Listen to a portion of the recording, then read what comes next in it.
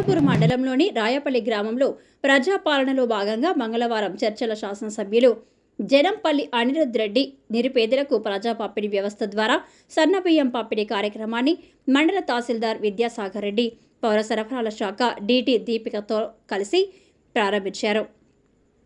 అనంతరం ఆయన మాట్లాడుతూ గత ప్రభుత్వ హయాంలో 10 సంవత్సరాల కాలంలో ఏ ఒక్కరికి కూడా రేషన్ కార్డు కానీ ఇండ్లు కానీ పంపిణీ చేయలేదని, కేవలం టీఆర్ఎస్ పార్టీ నాయకులు కార్యకర్తల స్వలాభం కోసం కష్టపడ్డారని, ప్రజల కష్టాలను ఏమాత్రం పట్టించుకోలేదని ఆగ్రహం వ్యక్తం చేశారు.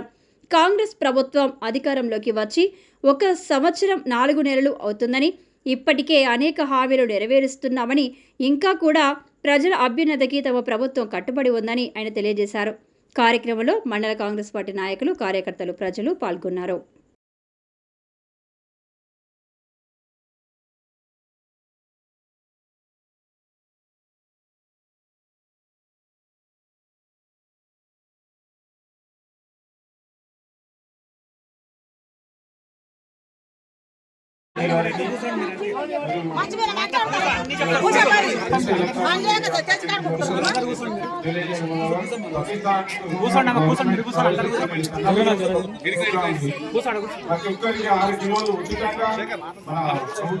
పంపిణీ చేస్తుంది.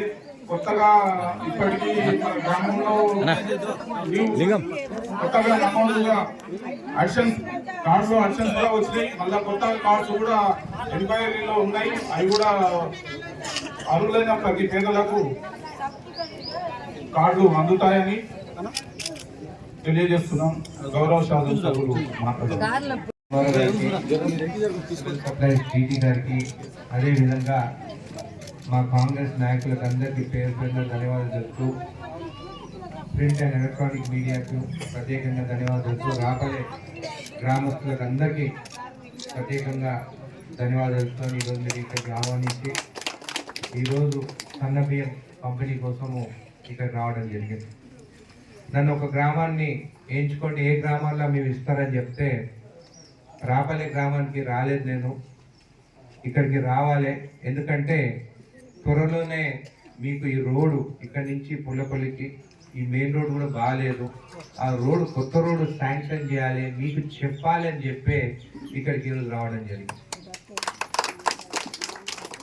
రాపల్లె గ్రామానికి అభివృద్ధి చేయాలి. మొన్న MNREJ ఫండ్స్ నుండి ఒక 10 లక్షల రూపాయలు మీ గ్రామానికి ఇవ్వడం జరిగింది.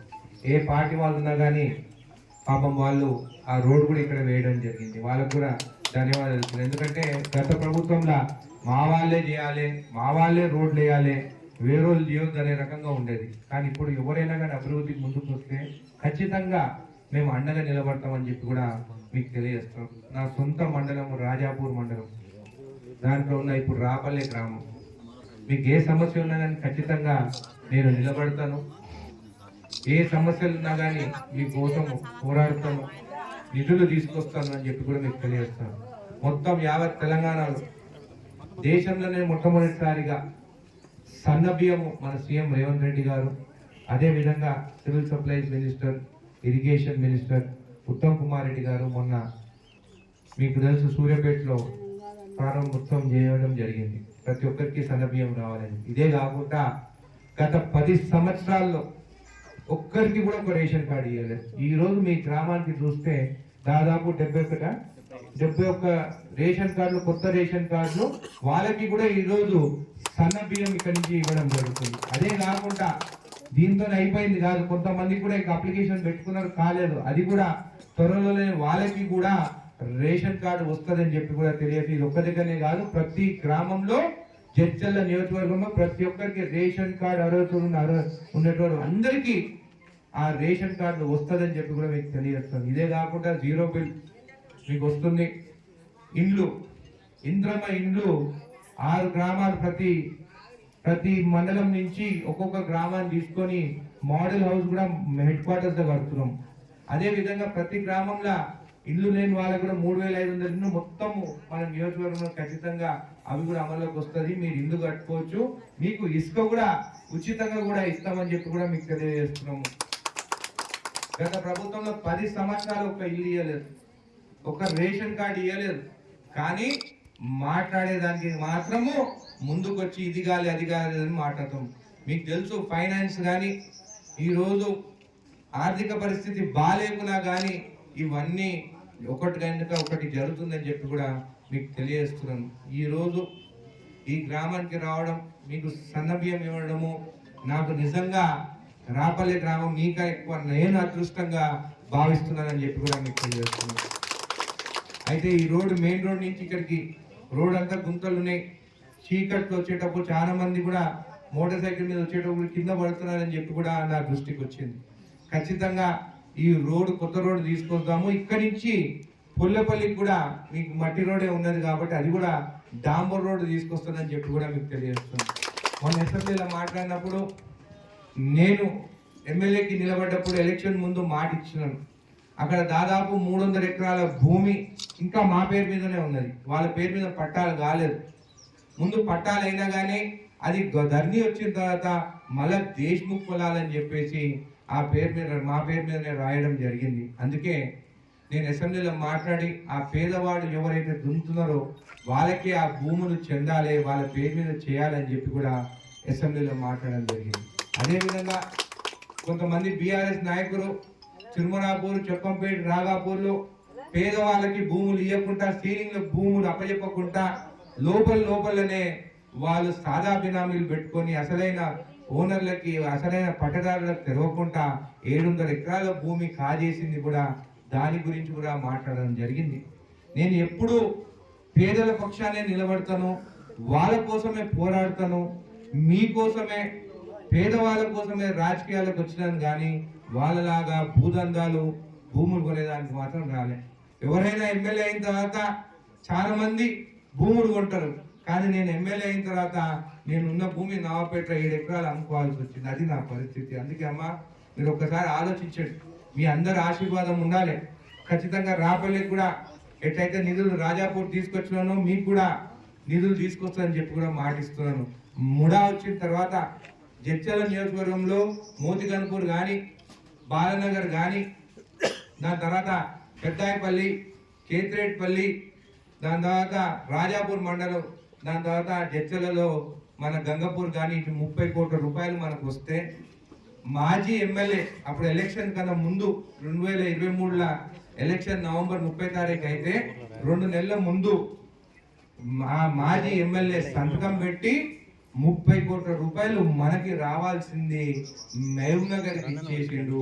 ఇంత అన్యాయం చేసిండు మన నియోజకవర్గం అని చెప్పి కూడా మీకు తెలియజేస్తాను. మొన్న నేను కొట్లాడి మాకు అన్యాయం జరిగిందంటే ఆ 30 కోట్లు మీ మాజీ ఎమ్మెల్యే సంతకం పెట్టిండు, మేము మహబూబ్ నగర్కి వాడేస్తామంటే ఈసారి నేను కొట్లాడి 10 కోట్ల రూపాయలు మన నియోజకవర్గము ముడా నుంచి తీసుకొచ్చి ఏ గ్రామాల నుంచి అయితే పైసలు అప్పుడు మనకి ఆ ప్లాటింగ్ లో వచ్చినాయో ఆ గ్రామాలకి 50 లక్షల రూపాయలు వాళ్ళకి కేటాయించడం జరిగిందని చెప్పి కూడా మీకు తెలియజేస్తున్నాను. అంటే గత ఎమ్మెల్యే భూముల దందాల కోసం ఎమ్మెల్యే అయిండు, ఆయన పక్కన అనుచరులు భూములు ఉంచుకునే దానికి అవసరం చేసింది కానీ పేద ప్రజల కోసం మాత్రము ఎప్పుడు వాళ్ళు ముందుకు రాలేదని చెప్పి కూడా మీకు తెలియజేస్తున్నాను. ఈ రోజు కూడా నేను చూస్తే 2-3 రోజుల కింద ఊరుకొండపేటలో జరగరాని జరిగింది అక్కడ విషయం ఒకటి. పాపం ఒక మహిళల్ని అక్కడ అన్యాయంగా వాళ్ళు పట్టుకుపోయి చేస్తే మానభంగం చేస్తే నిజంగా బాధకరంగా ఉన్నది. ఒక గుడి అన్న పవిత్రమైన దగ్గర 7 మంది బీఆర్ఎస్ వాళ్ళు పిల్లలు తిరిగే వాళ్ళు ఇలాంటి దుర్ఘటన చేస్తే ఈ రోజు నిజంగా బాధతో మీ ముందు మాట్లాడుతున్నాం. అదే వాళ్ళు ఆ రోజు ఒక్కడు చేస్తే బ్యానర్ మీద నా ఫోటో పెట్టి మీ మనుషులు చేసిందని చెప్పడం జరిగింది. అలాంటి చిల్లర రాజకీయాలు నేను ఈరోజు చేయగలుగుతాం.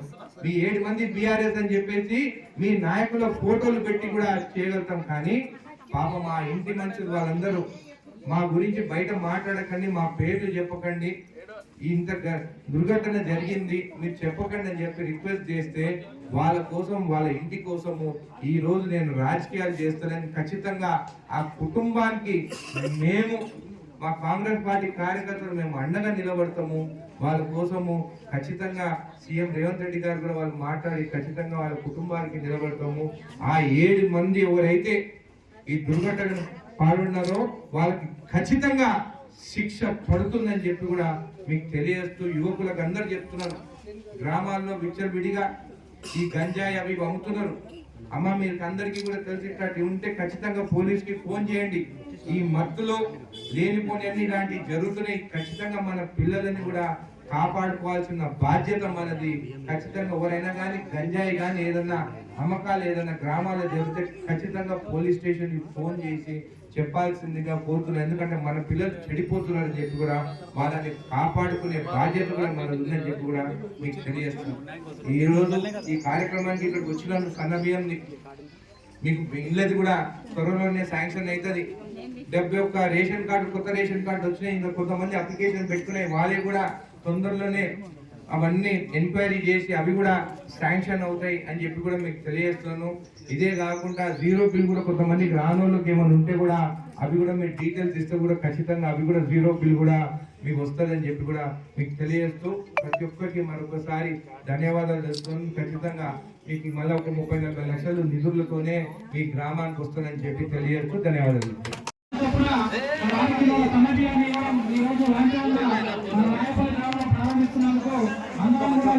జర మీరు ఎందుకు జరుగుతున్నా ఇట్లా విషయం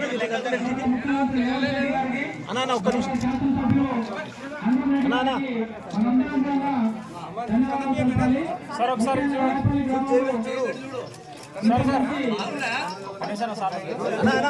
అన్నా ఒకసారి ఇక్కడ చూడండి.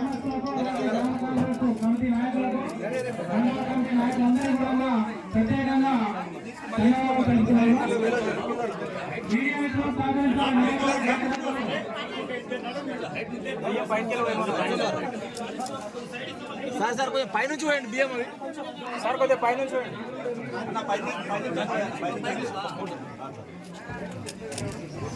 సార్ సార్ ఇక్కడ సార్ ఇక్కడ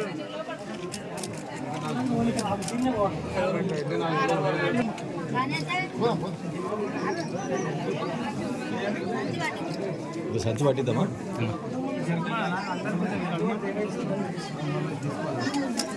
అన్న మీరు కొంచెం వెనక్కి జరగాలన్నా జర వెనక్కి జరగలా అయ్యా బామ్మడి ఎట్లా చెప్తాం జర అక్కడ జరుగు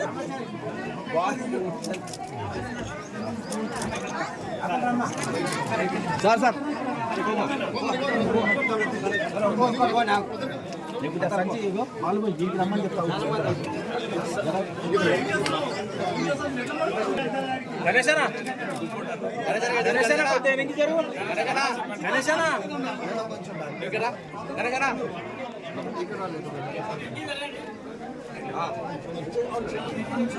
उधर कवर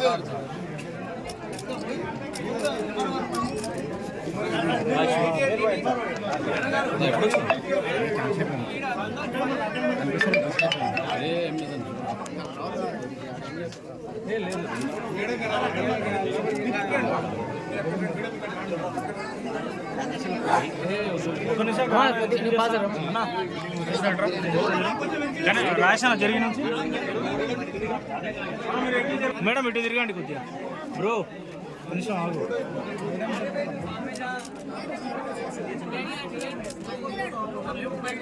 రైట్ సార్ సంచి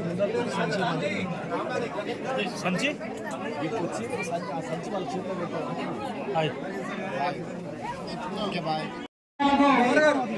రిజర్వేషన్ ప్రకటించిన చట్టబద్ధత వేసుకున్నందుకు మరి వారి సోదరులు ఎమ్మెల్యే గారికి చాలా అలాగే పూలమాలతో సన్మాన కార్యక్రమం బాట ఇస్తలేదు సార్. అది 6 లక్షల బాట ఉంది. తెలంగాణ రాష్ట్ర అసెంబ్లీలో చట్టబద్ధత చేసినందుకు రేవంత్ రెడ్డి గారు ముఖ్యమంత్రి గారికి మన శాసనసభ్యులు మహబూబ్ రెడ్డి గారికి రాయపల్లి గ్రామంలో మాదిగ సోదరులు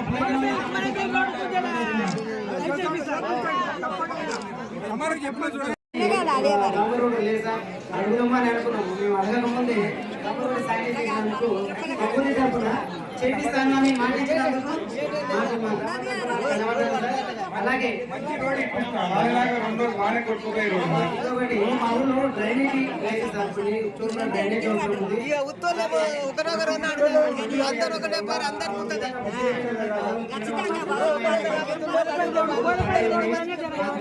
బీటీ రోడ్డు కావాలి, సీసీ రోడ్డు 3 కావాలి, ఒక బీటీ రోడ్డు కావాలి.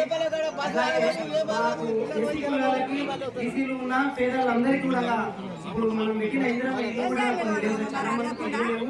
మా ఊరి మీద దయచేసి ఒక 10 ఎస్సీలు కానీ సార్ ఎంతమంది కట్టుకుంటారు అంతమంది చేస్తే గౌరవించుకుంటూ గుర్తు చేసుకుంటారు సార్. ఎమ్మెల్యే వాళ్ళు చాలా మంది ఉన్నారు.